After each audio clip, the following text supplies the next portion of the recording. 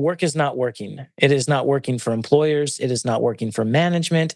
And it's definitely not working for frontline employees. These individuals who are the only reason they're pursuing a career, when you really think about it, is for security. They might be doing something they absolutely hate.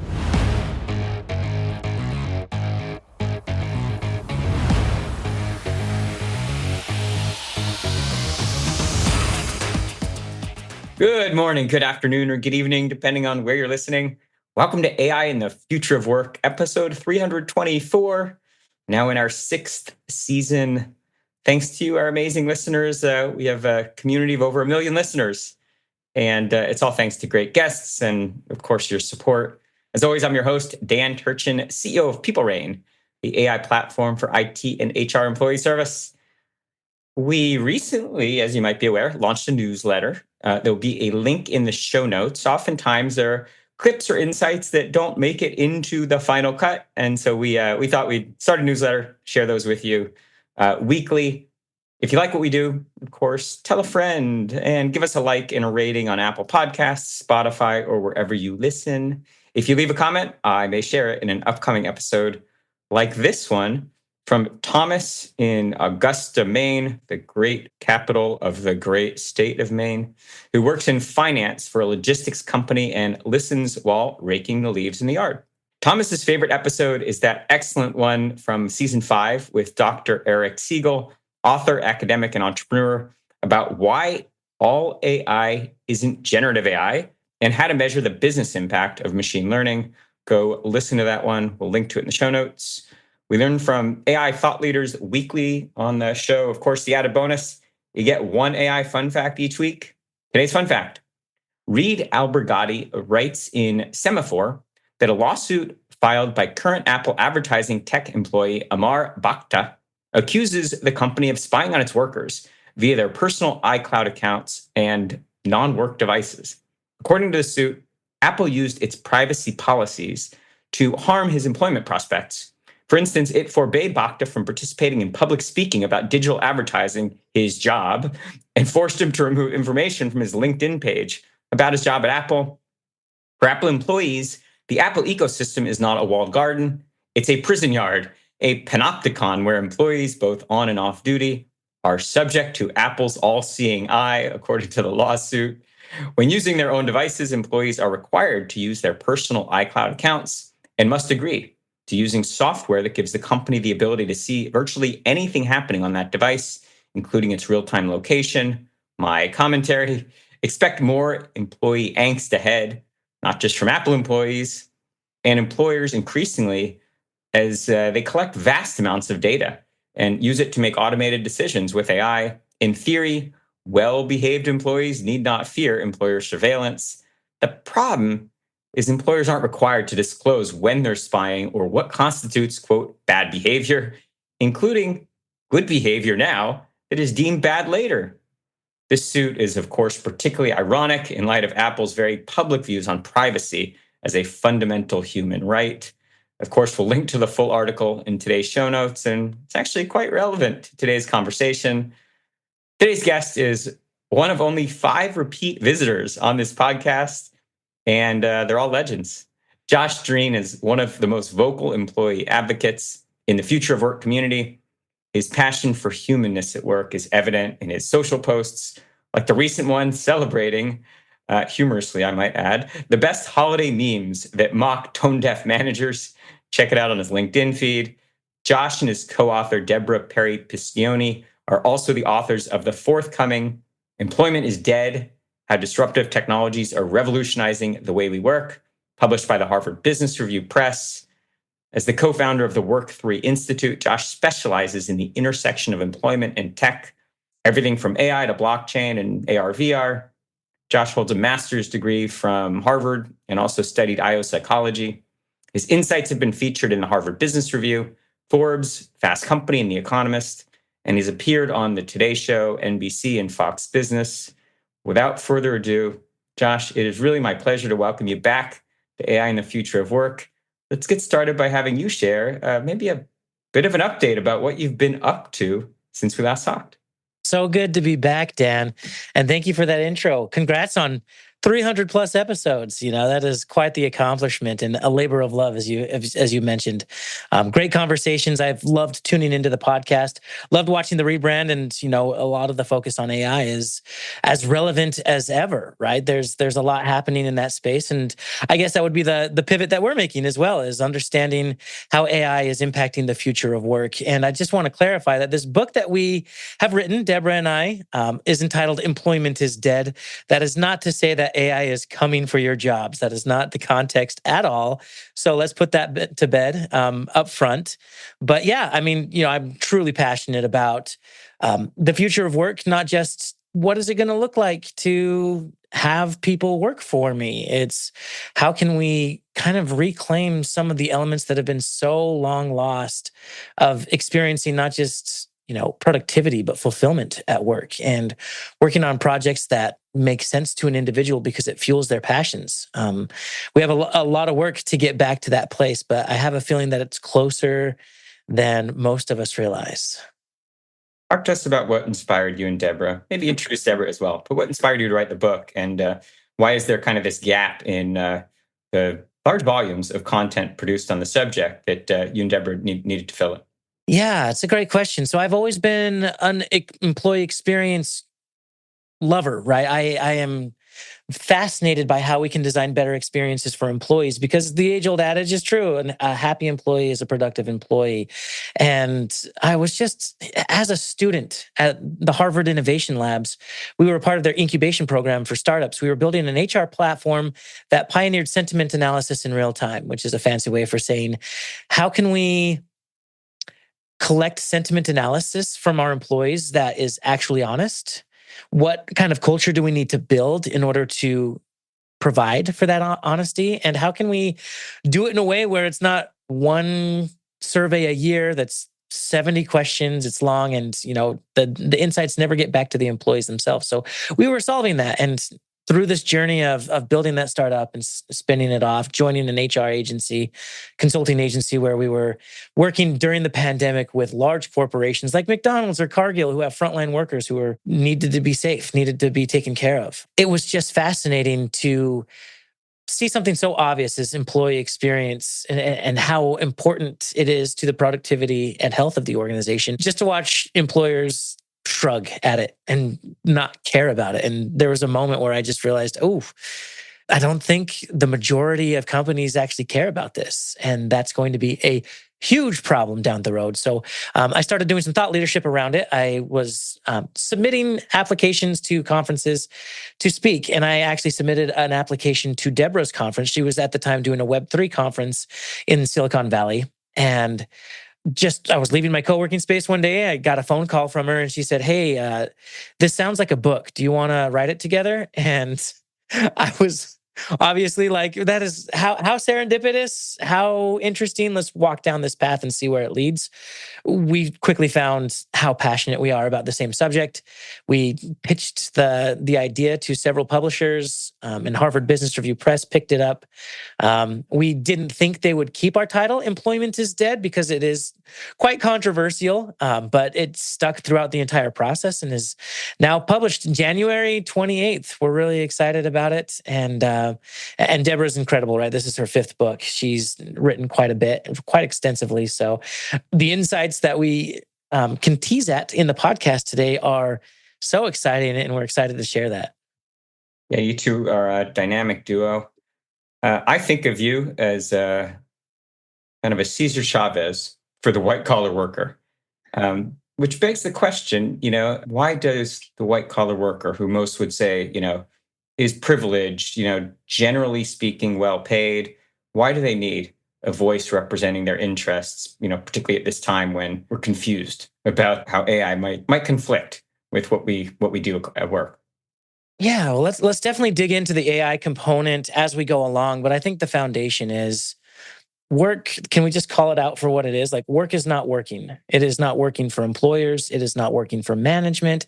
And it's definitely not working for frontline employees. These individuals who are the only reason they're pursuing a career, when you really think about it, is for security. They might be doing something they absolutely hate, but the reason they continue to do it day in and day out is because it does offer a nice paycheck and nice benefits. And they have, all their needs met enough to be able to spend their time doing things that they like to do outside of work on the weekends, et cetera. And we're starting to see that model slip away, especially for the younger generation. First and foremost, they're looking at the careers that their parents ran after, and they're like, wait, what? You did what?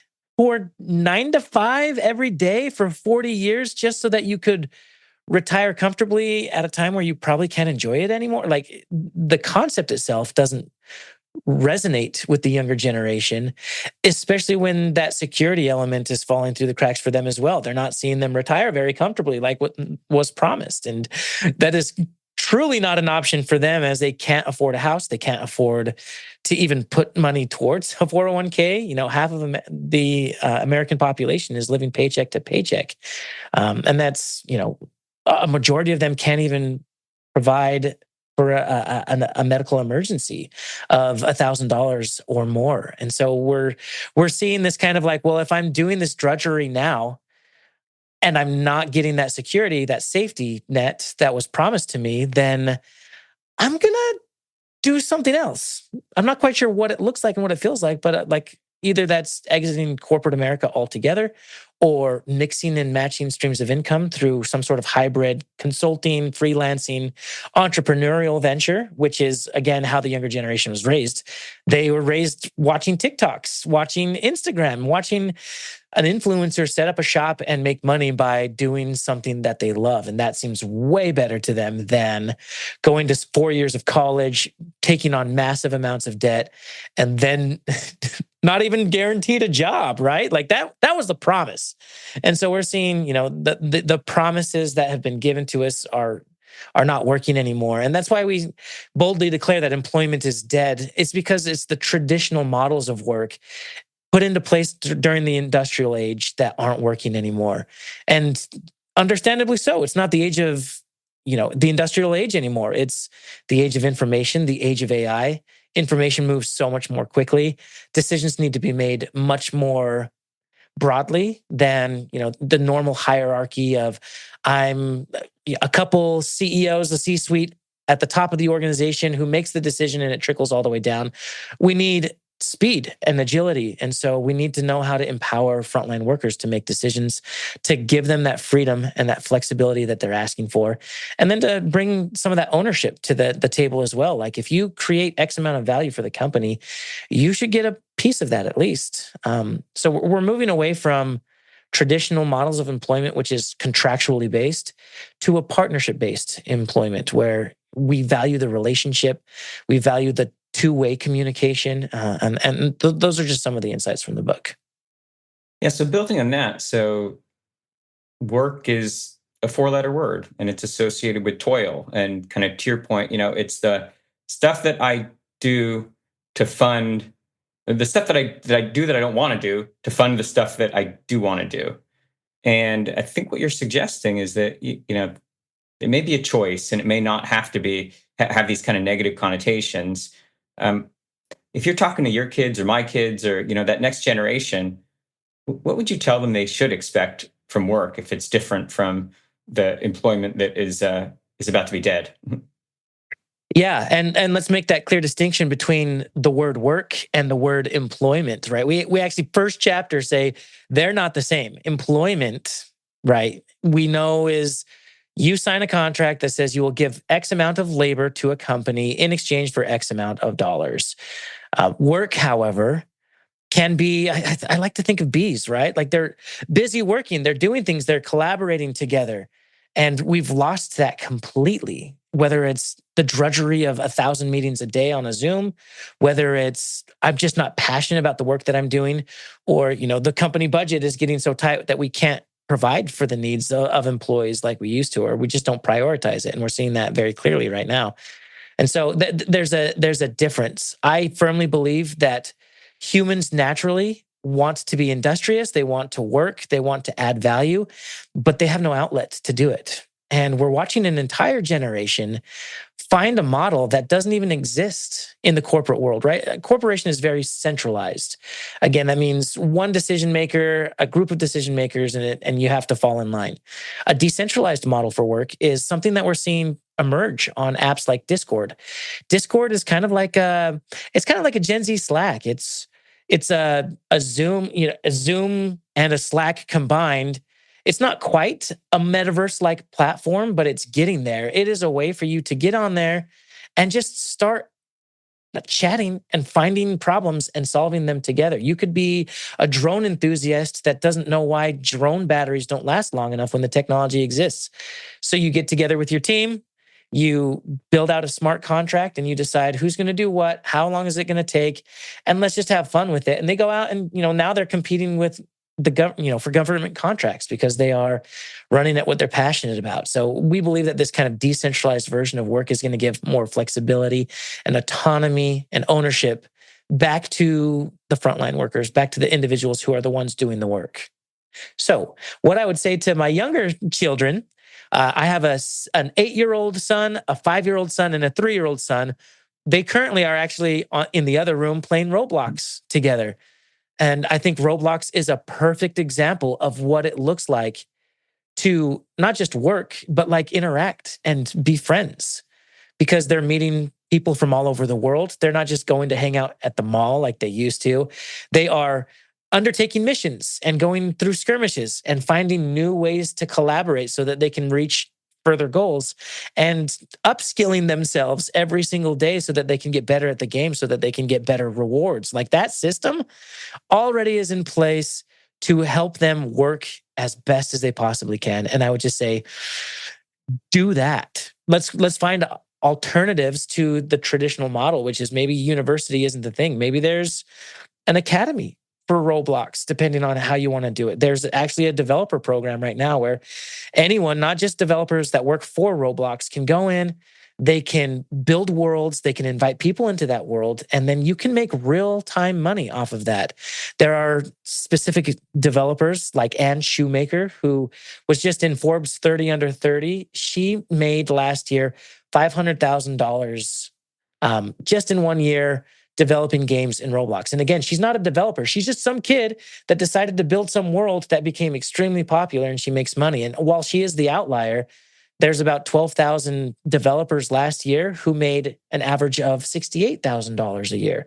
I ask this generation if they would rather work a traditional 9 to 5 where they're told exactly what they need to build, or go design their own worlds and make enough to pay for rent. That is the next iteration of work in my mind. Okay, so Gen Alpha just earned their vote. They're all cheering Josh Drean for president 2028. But like, let's take the flip side of that. The reality is, like, going back to like Karl Marx, like there's capital and there's labor, and the very foundations of capitalism mean that capital controls the inputs and dictates the what labor does, because they own the resources. And so everything that you just said that makes Gen Alpha stand up and cheer is a threat to the traditional system. Just like in the realities, or like thinking pragmatically about how your message and the message from the research that you did makes so much sense, but how do you operationalize it? Just hearing that question definitely like puts us in that kind of corporate mindset, right? It's how do you operationalize this labor? And a lot of times, I think that's the wrong question, to be honest. And that's the one part that I think a lot of corporations struggle with, is like, for a great example is this, right? Can you attract Gen Z to your organization? Does Gen Z stay longer than 6 months? Are they happy in the work that they are doing? I can guarantee most companies are not. They cannot do it. And so what do they say? They end up publishing an article that says Gen Z is lazy. Or you see stats where a majority of employers don't even want to bring on Gen Z because they appear entitled, or they push back and they ask questions. And I'm just like, wait, this is a bad thing? Look, like millennials, we complied, right?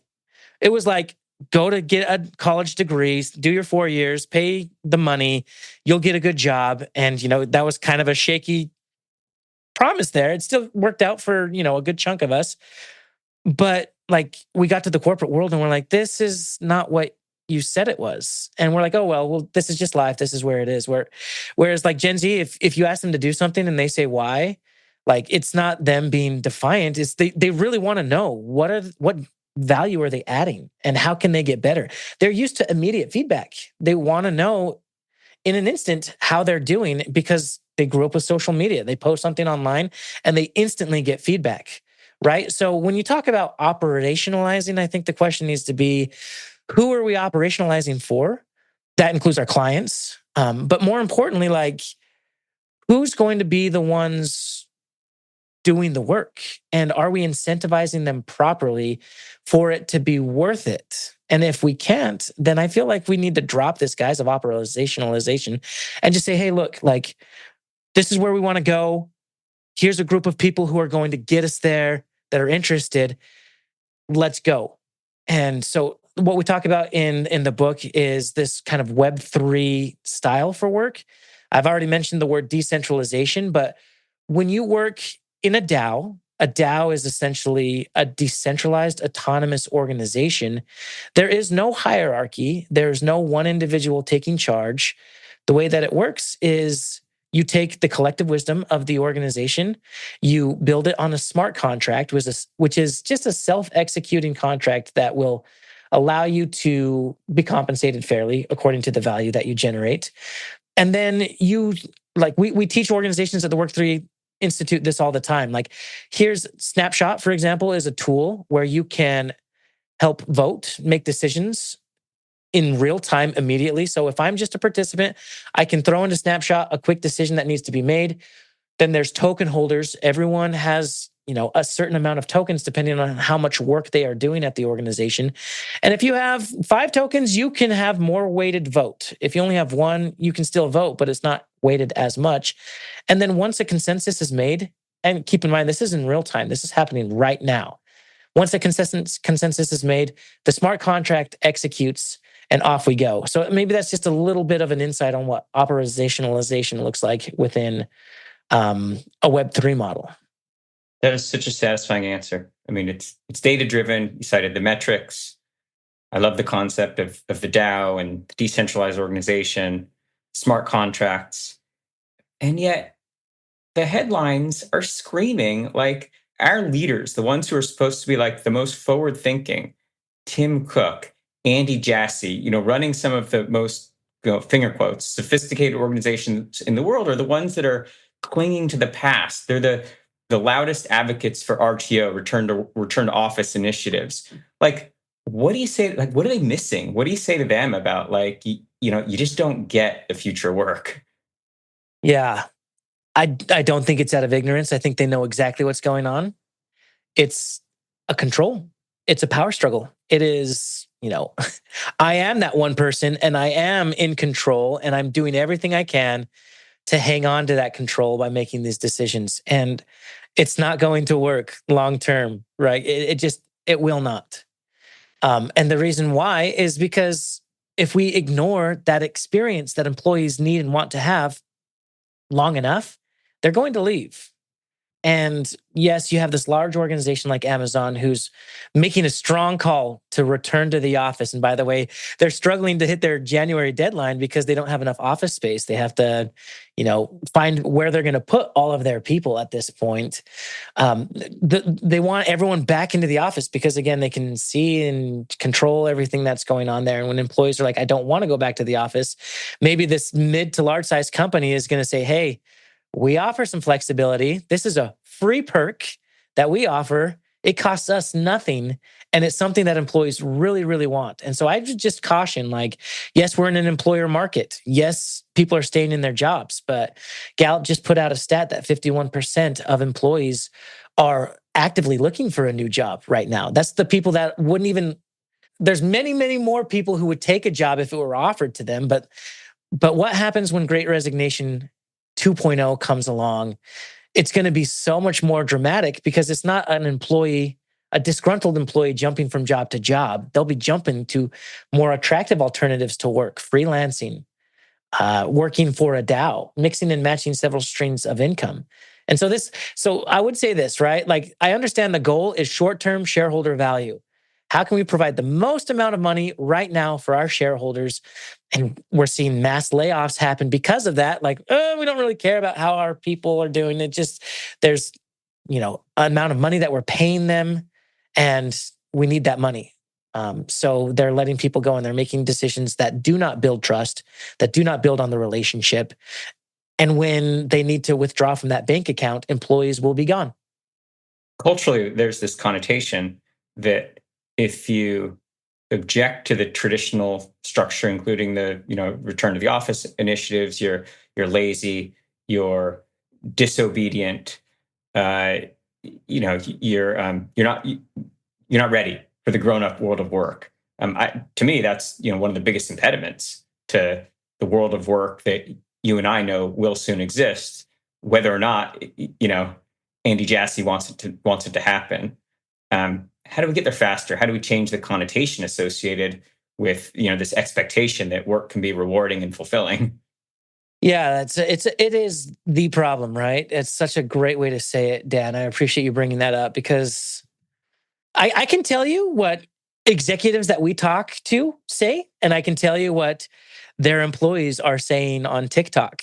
There's a large discrepancy there, right? I think, a traditional CEO would say it kind of similar to how you did it. Like, you guys just aren't being grown-ups. You aren't like playing by the rules. You don't understand the system. You have to play the game in order to win.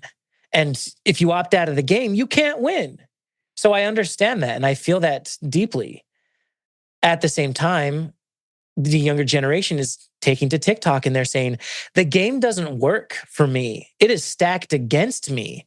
In fact, why am I like the curtain is drawn? I can see you profiting off of my labor, and I am not seeing any benefit from that. I might get a paycheck, I can get some benefits, but like, if I am going to work my best and do as much as I can to grow the company, I deserve to be compensated for that. I deserve a contribution based compensation, not a contractual based arbitrary amount of money. And companies are still trying to, like, I'll give you equity in the company. Sure, that's great, but that's just arbitrary, and it vests over time to keep me here for 3 years rather than 2.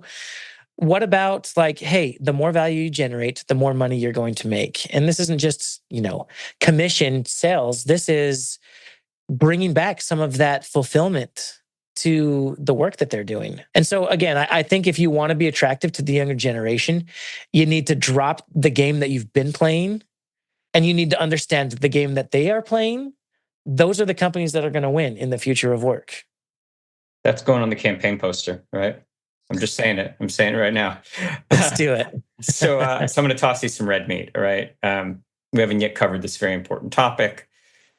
AI is very complicated for this generation that we're talking about. On one hand, it's a tech-first culture. It's a tech-first generation. So they embrace technology in their personal lives and their work lives.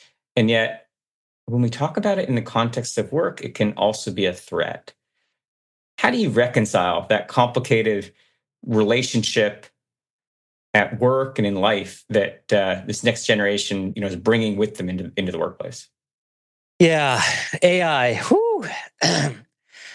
I don't want to downplay the complexity and importance of AI in the transformation of the future of work, but I also just want to simply state where I stand and what I observe is going to happen here, right? Broadly speaking, we have had so many technological disruptions, even in our lifetime, that has changed the game.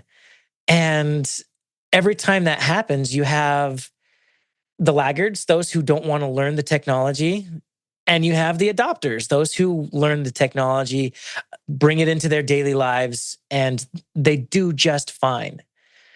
That's the simple answer, is like, AI is here to stay. Learn how to use it in your daily life. And when you do that, you'll start to realize its limitations very quickly and be like, oh, this ain't that bad. Or you might start to realize there's a lot more learning that you have to do. But like, if you're not learning it, someone's going to take your job who knows it. And so I think of the calculator, right? I guarantee there was probably a time where accountants were counting by hand and they had a bunch of people just counting. That's all they did. And that was job security. And that's what they liked to do. And then the calculator came out and one person could do that job. It's like, oh, and you look at the emerging generation who's like, okay, we truly had people who were just counting. I don't understand, right?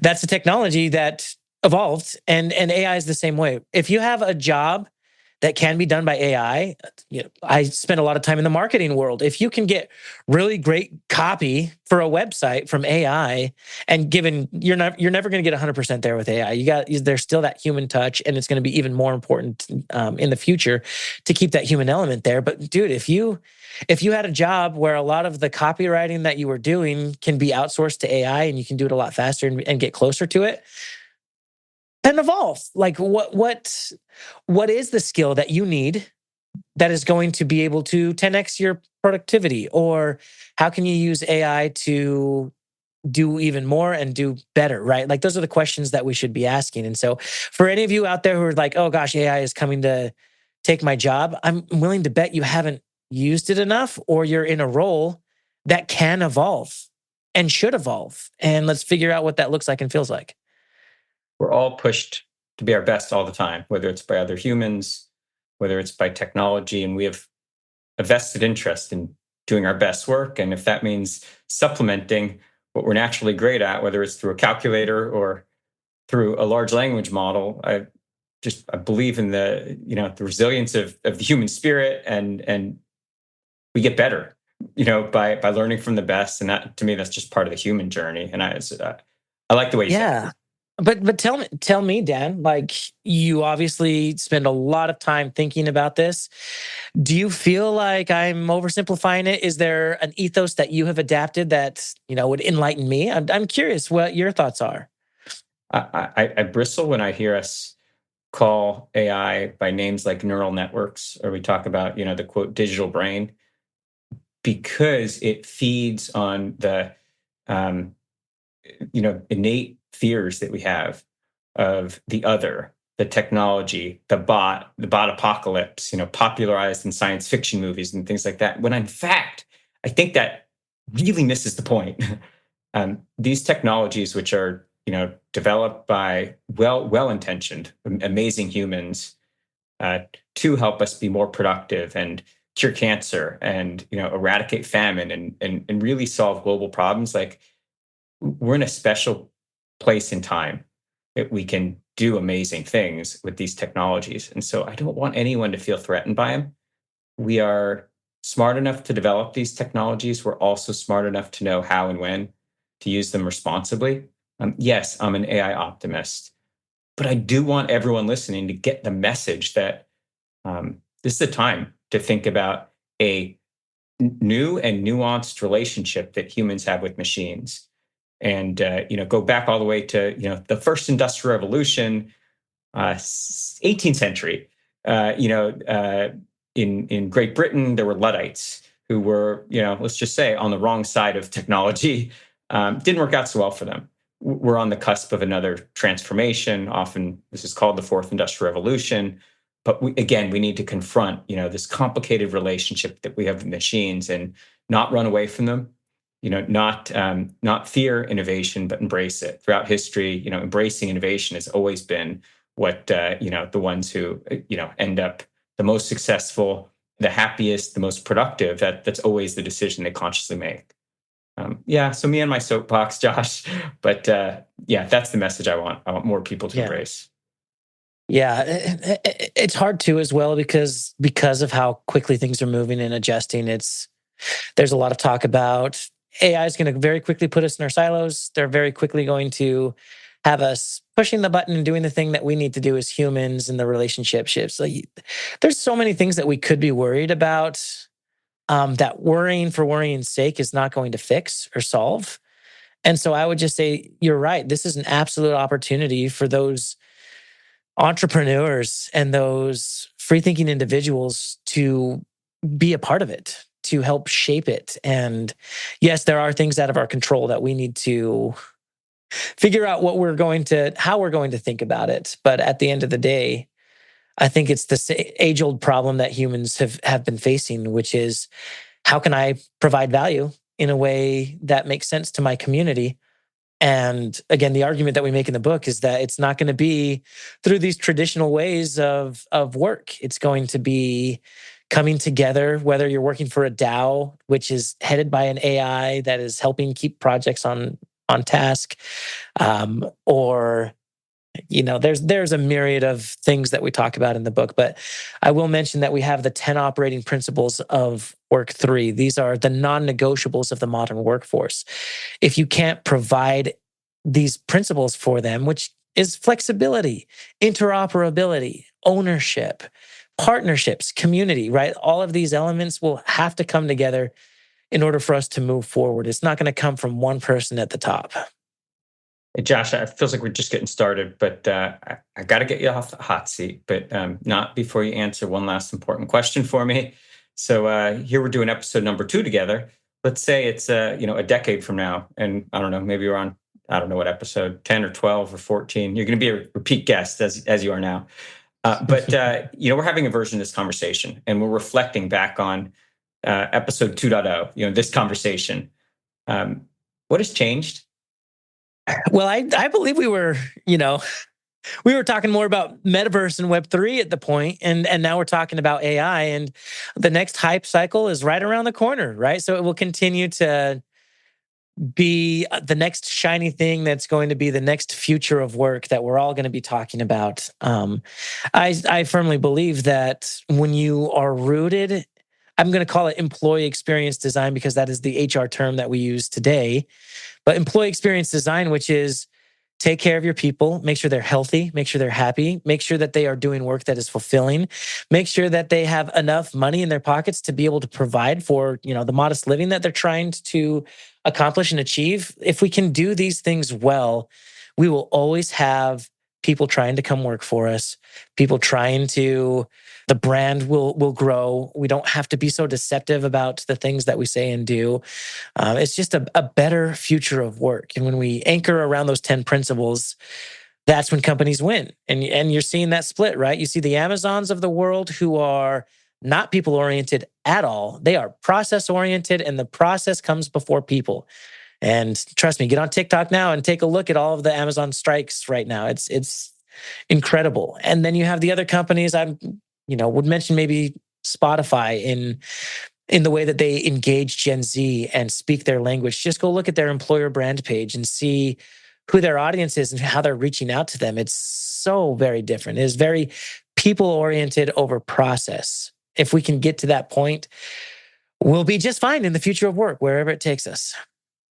Yeah, we may be calling it work 7, work 8. We're not, I don't know, but I off we go. I think we can agree that work will change faster than humans change. And there will always be a need to advocate, for work being a source of joy and, not analogous with toil, but a place we go to celebrate the best of what only humans can do. And I'm going to look to you to be the leader, championing, even as some of the definitions, the terms change. You're a great leader for the community. So thanks for doing what you do. I appreciate that, Dan. And thanks again for having me on the show. Yeah, always. Let's see, before I can let you go, where can the audience get your book, learn more about the great work that you and Deborah are doing? Yeah, the book is on all major sites, Amazon, Employment is Dead. At Josh Drean is my socials. I'm highly active on all of my platforms. So send me a DM, reach out, follow my content, or joshdrean.com. I'd love to see you there. Josh, thanks for hanging out. I really enjoyed this one. Thanks, Dan. Appreciate it. That's all the time we have for this week on AI and the future of work. I'm your host, Dan Turchin, chair of the Josh Drean for the President of Work 2028, and also CEO of People Reign. And of course, we're back next week with another fascinating guest.